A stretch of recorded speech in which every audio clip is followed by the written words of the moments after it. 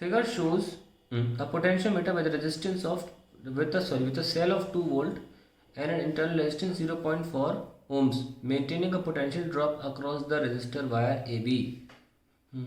मैं डायग्राम अगले पेज पे दिखा दूंगा.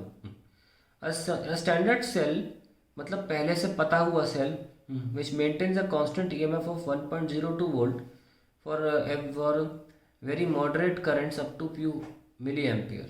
ठीक है, मतलब इन छोटे करंट्स के लिए कि वोल्टेज फिक्स रहती है 1.02 वोल्ट पे.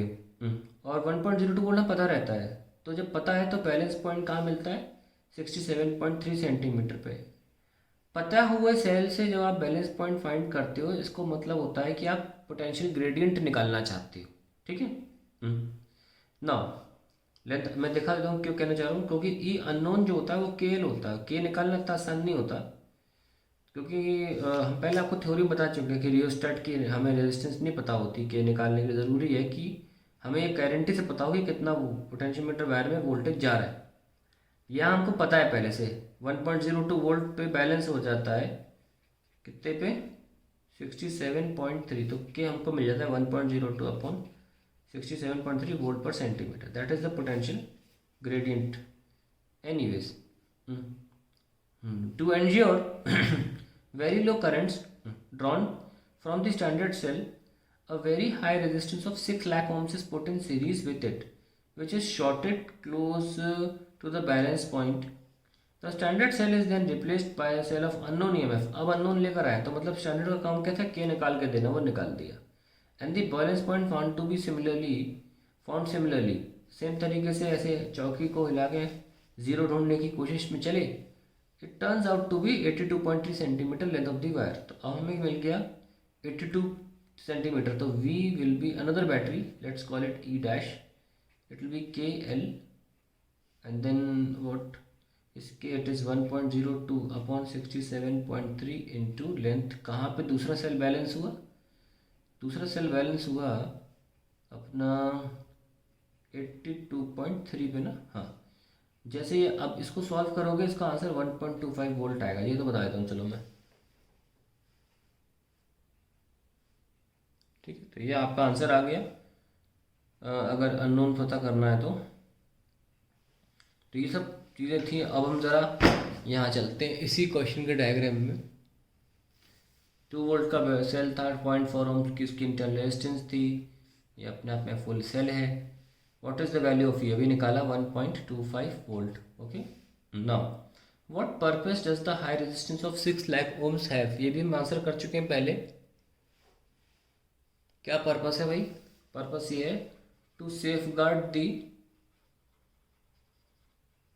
Galvanometer from high currents. क्योंकि जब बैलेंस पॉइंट नहीं मिलता तो गैल्वेनोमीटर चलता रहता है ना, तो उसकी डैमेजिंग बचाने के लिए हम ऐसा करते हैं. 6 लाख ओम्स लगा दी कि ना के बराबर करंट है, उतना ही है जिससे गैल्वेनोमीटर की सुई हिल जाए बस. अब आता है is the balance point affected by these high resistances.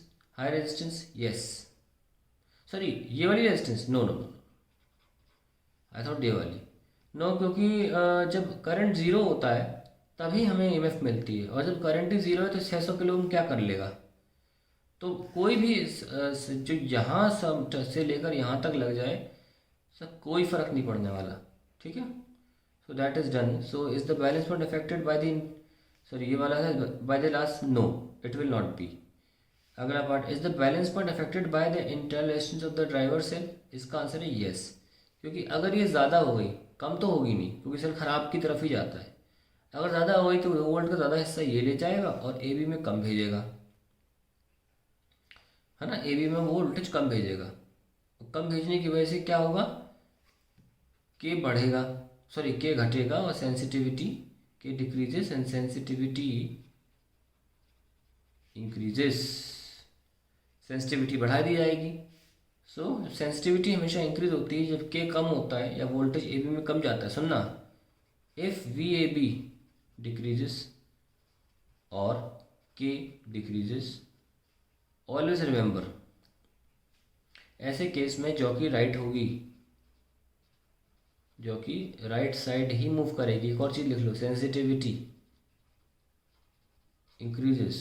तो ऐसे में जब ये कॉम्बिनेशन बनेगा तो हमेशा जॉकी राइट साइड मूव करेगी, क्योंकि सेंसिटिविटी बढ़ गई है, अब बड़े बड़े डिस्टेंसेस पे मेजर हो पाएगा ना। तो ये पार्ट आंसर हमारा सॉल्व हो गया। Now is the balance point, answer है येस।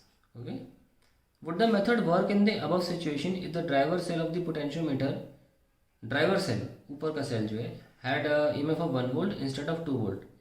देखो भाई ये जो EMF है 1.25 वोल्ट है, हमें मिल चुका है ना इसका आंसर, और आप चला रहे हो 1 वोल्ट से, तो हमको पता है कि यार अगर ये 1 वोल्ट होगा तो पूरे वायर में मैक्सिमम 1 वोल्ट ही आ सकता है। 1.25 कहाँ से मिल जाएगा आपको, नहीं मिलेगा ना, तो आंसर है नो। इसकी हम बहुत पहले कंडीशन भी करा चुके हैं, है ना, तो वो देखिएगा ज़रूर, इसका आंसर नो है। अब आता है छठा पार्ट। छठा पार्ट कहता है would the circuit work will would the circuit work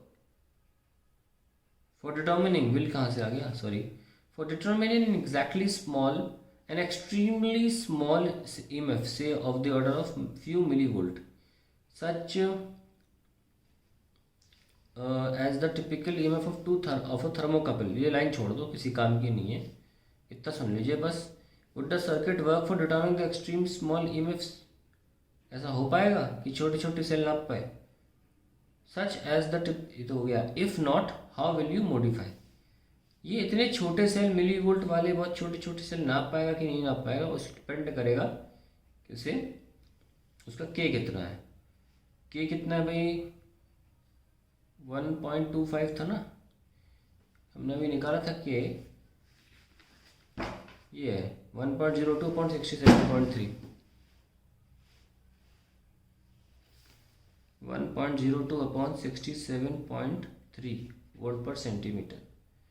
तो आप देखें 1/67 एक तरह से दे रखा है, ये अप्रॉक्सीमेटली 0.015 आएगा, ठीक है, वोल्ट पर सेंटीमीटर। तो 15 मिली वोल्ट पर सेंटीमीटर आ रहा है। तो जब पहले सेंटीमीटर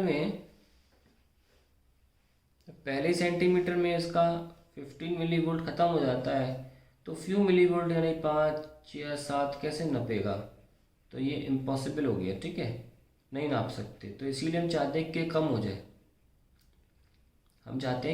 जाए, उसके लिए हमें क्या करना पड़ेगा, पूछ रहे हैं कि वुड सर्किट वर्क, तो पहले तो ये आंसर है no, it will not be able to give the value, ठीक है। तो इतनी कम पोटेंशियल ग्रेडियंट चाहिए होती है कि और कम सेल नाप पाए, तो ये हमारा क्वेश्चन खत्म होता है।